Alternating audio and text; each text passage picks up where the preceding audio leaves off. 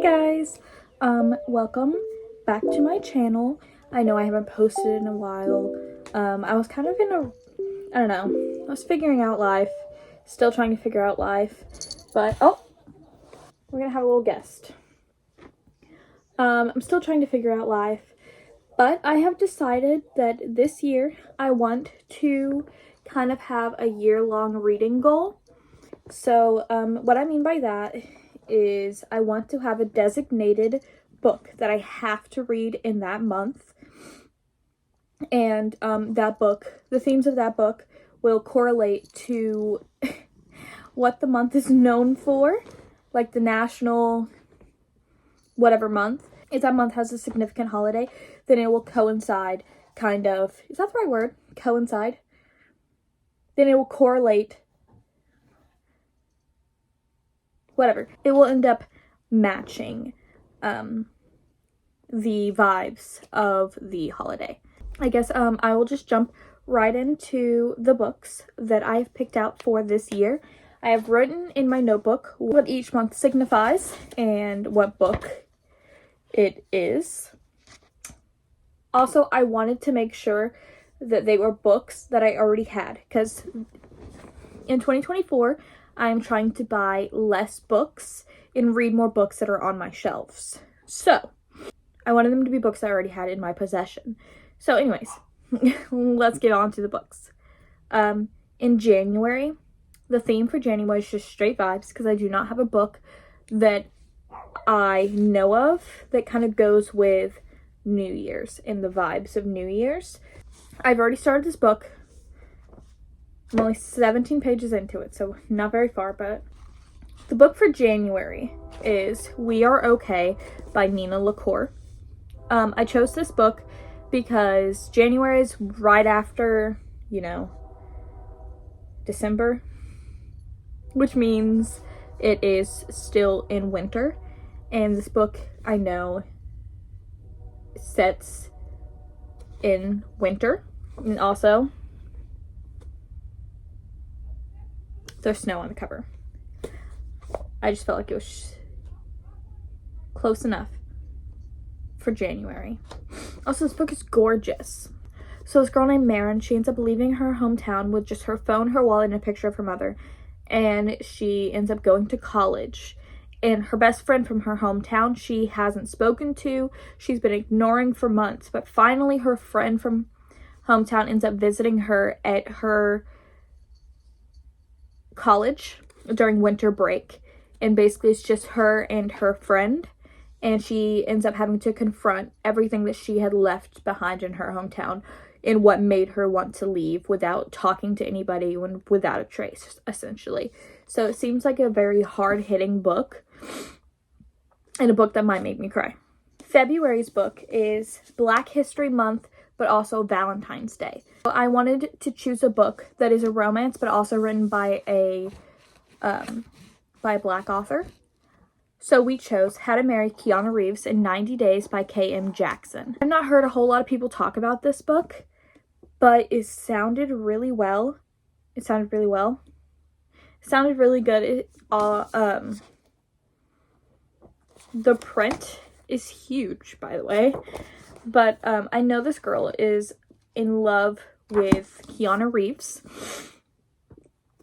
And she hears that Keanu Reeves is getting married. So she has 90 days to stop the wedding and get Keanu Reeves to marry her and fall in love with her. That is her goal. So she brings along her best friend, who happens to be a guy, and that best friend happens to be in love with her, but he joins her anyways on this road trip to go find Keanu Reeves. It seems a little comedic, but also I think that it will be very lighthearted and sweet, and I think that that is good because this month has been kicking my butt, and I want something that will be lighthearted, make me laugh, and make me just have a good time reading it.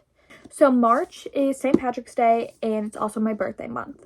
I do not have a book for St. Patrick's Day. I do not have like an Irish book. I used to, and then I gave it away. I had a kind of a hard time choosing this. And I was going to say, oh, I will just read a book that's green. But honestly, I don't have that many green books. Honestly, I don't have that many green books, so I just went with a book. It is green, kind of. I guess not kind of, it is green. But I went with the book that I've been wanting to reread. This one will be a reread. And I decided it's my birthday month, so I'm just going to make it fit for me. I chose The Lightning Thief by Riordan. I read the first book a long time ago. Like, before the movies were coming out. And I never finished the series. I have the whole series. I thrifted the entire series from Savers. So I decided that I want to read this series this year. If you do not know what Percy Jackson, The Lightning Thief is, then that is wild. Because it has been a very popular book for years. Even people that do not read books, I feel like, would know about this book. But I will give you a little synopsis anyways. Basically, this kid finds out that he is a half-blood. Half-blood means that his father was an Olympian, like a Greek god. He ends up going to a camp called, I don't know what the camp is called actually, now I'm thinking about it. It's literally called Camp Half-Blood. I'm dumb.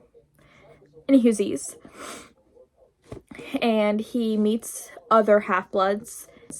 Zeus's lightning bolt has been stolen, and everybody thinks that it's him, that he stole it. So he goes on a journey to return Zeus's stolen lightning bolt. April is Easter, even though Easter is the last day in March this year. But I decided to go with the vibes of April being Easter. When I think of Easter, I think of God, because that is the reason to celebrate Easter, not the little Easter bunny. I decided to choose Mary Oliver's Devotions. Also, April, I think, has to do with, I think it was like Poetry Month or something. So I felt like this was the perfect time to read this poetry collection. I have read a little bit of it. I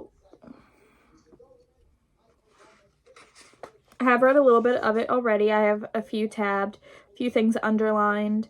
I really enjoyed it. This poetry collection is different works from her very first book of poetry to her last book. She just put them all, like, I guess her favorites or the ones that go with the themes. She put them all in one book. And basically Devotions has to do with examining the natural world, the living, and how all things connect. And I have noticed, or at least in my interpretation, I feel like there are a few things discussing God, and I felt like it was the best book to read for April. It says within these pages, she provides us with an extraordinary and invaluable collection of her passionate, perceptive, and much treasured observations of the natural world. And it talks about how her love for the physical world and the powerful bonds between all living things. And it feels like a very good book. It feels like a good book for April. May is Asian American and Pacific Islander month.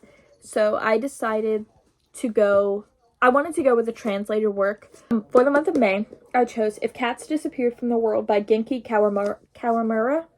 I'm so sorry if I butchered that last name. So sorry if I butchered the name completely. But this is translated from Japanese.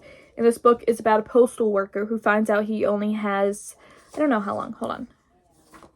Okay, it doesn't say specifically. He only has a few months to live left, and he makes a deal with the devil, saying that anything he chooses to make disappear from the world, he will get, I think it's an extra day. Yeah, he'll be granted one extra day of life. And I feel like it's a very existential and thought-provoking novel. And this is probably one of the books that I'm most excited to read in the year of 2024. I think that it will make you think about life and how we do not appreciate the things that we have here and we take things for granted. I hope at least that it will be thought-provoking for me. And maybe it'll make me appreciate my cats more. So for June is Pride Month. I have decided to go with, I would say, probably the most iconic LGBTQ book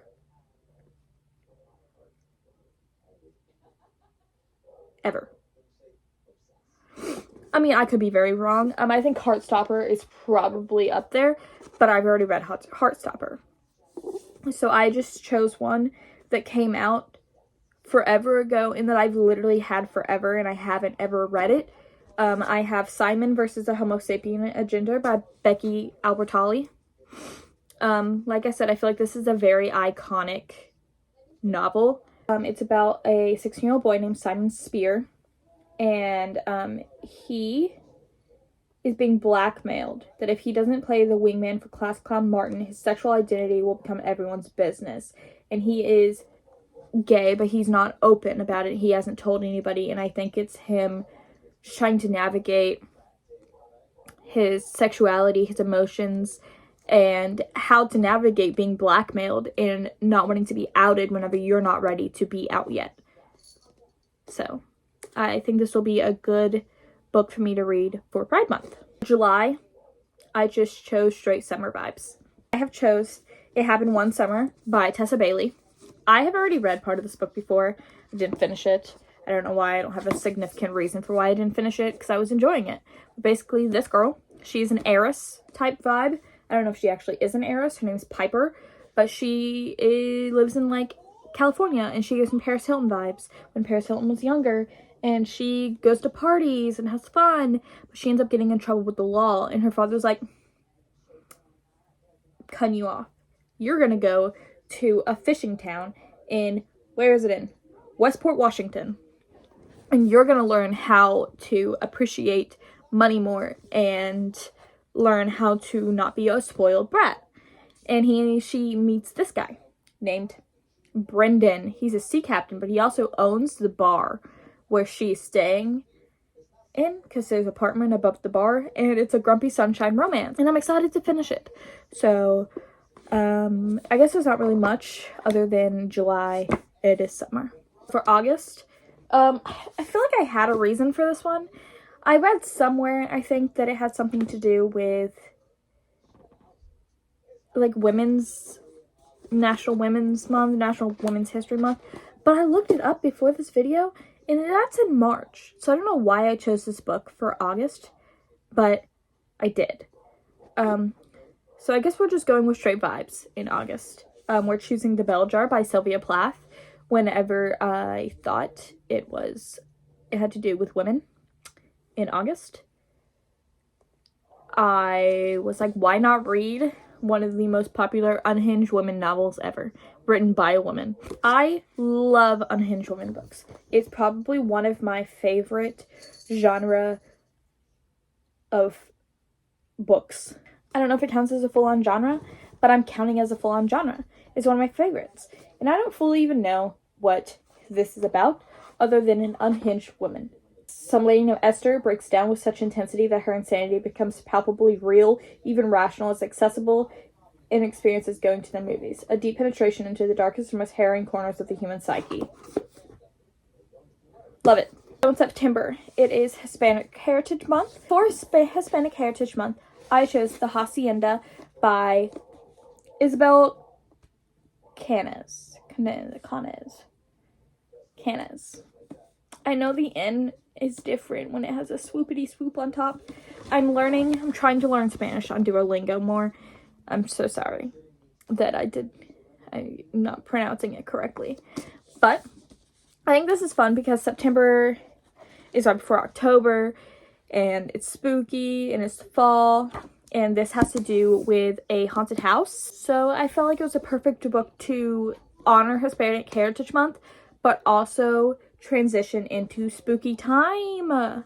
Basically, her father ends up getting murdered by the Mexican government, and to be safe, she ends up getting engaged by this man named Rodolfo, but he has some rumors about his ex-wife, and he basically is really weird. He's like, don't go to the certain places because I'm telling you not to, but he's not telling her why she can't. And overall, basically it's a haunted house. I'm so sorry. I'm so bad at explaining books. I don't really know what things are about, really. Oh, she ends up befriending a priest who is also a witch. And he's going to battle the malevolent presence haunting the Hacienda. Wow. So yeah, that sounds really fun. And like a good time. So October is obviously spooky month. It is Halloween. I chose Clown in a Cornfield by Adam Cesare. It just gives me the perfect 80s slasher vibes and gives me kind of like the most famous horror movies, like Halloween, Scream, stuff like that, because a killer clown is terrorizing teenagers from this town. And I think it happens around Halloween too. I could be wrong. It sounds like a fun time. I have heard kind of bad things about this book, but I think that just for the sake of the vibes and the sake of it being October, this is probably the most perfect book I could choose for October. November is technically Native American History Month. And I think it is very important to acknowledge that November is Native American History Month. And I have really been wanting to read, I think it's called Only Good Indians or All Good Indians. But it might not be called that. But basically I've been wanting to read that book for a really long time, but I do not have the book. And I wanted this challenge to be only the books that I have and that I don't have to go out and buy. Now, I might end up getting the book before November just because I want to read it anyways, and I'm not going to completely limit myself and say I cannot buy any books in the year 2024 because that is not going to happen. I'm going to buy books in the year 2024, and maybe that will be one of them. If it is, I might end up switching out November's book so I can honor Native American History Month. But as of right now, I'm gonna go with nonfiction November, and I'm going to read Maid by Stephanie Land, which I think is also an important book to read. But I watched the series that somebody made that's inspired by this book, and I think this book is important because she is a single mother trying to make ends meet. She is on all this government assistance, and she is working her booty off to try to support her and her daughter. And I think plenty of people in this day and age do not realize that even when you're on government assistance, sometimes it is not enough to provide everything that you need to provide, and that those people are still out there struggling. And it is not always easy to get on your feet. And I think that this is a really important book to read so it can open people's eyes more and become more aware. I just think it's a really important and emotional book to read, and I'm excited to read it, but I'm also know it's going to make me sad. Obviously, December is Christmas, so I want to read The Kingdom of Sweets by Erika Johansen. I did recently get this from Book of the Month, so it's crazy that I'm going to be reading it like a year later. But this is a retelling of The Sugar Plum Fairy. Is that what it's called? The Nutcracker. This is a retelling of The Nutcracker. So basically these two sisters are kind of in a... Well, one sister is the favorite, and it is described that she's grown up in light, and one sister is kind of not really ostracized, but she is not treated as well as the favorite, and she is described as growing up in the dark. She decides she wants to take revenge on Christmas Eve with the Nutcracker. They end up going into the Kingdom of Sweets, and in the Kingdom of Sweets she ends up learning that there is a better there's something better there, which is the Sugar Plum Fairy, who has she gives away her own gifts, and I think that is probably a battle between good and evil, but Christmassy. First I want to show you my cat. Look at him. He found a little box, and now he's sleeping in it. Cute. That is the 12 books that I want to read in the year of 2024. I am going to attempt to make a reading vlog for each one. Will it happen? I don't know. Will they be posted in the month that I'm reading them? I don't know. I'm going to try to do better. And I am going to try to make an effort to record things and make videos. I think it'd be cool if any of y'all that actually watch these videos wants to read alongside with me and read these for the month and have kind of our own little book club. If not, that's totally fine. Anywhoosies, thank you for watching my video. If you want, you can like. If you want, you can subscribe. If you want, you can comment. You totally don't have to. It'd be really sick if you did. You know, I would really like it. I would really appreciate it. I think it'd be pretty cool. I have a lot of ideas for videos. I guess I just need to have the courage to post them. But anywhoosies, thank you for watching my video. I hope you all have a great day, or night, or whatever time that you're watching this. I will see you in the next video. Bye bye.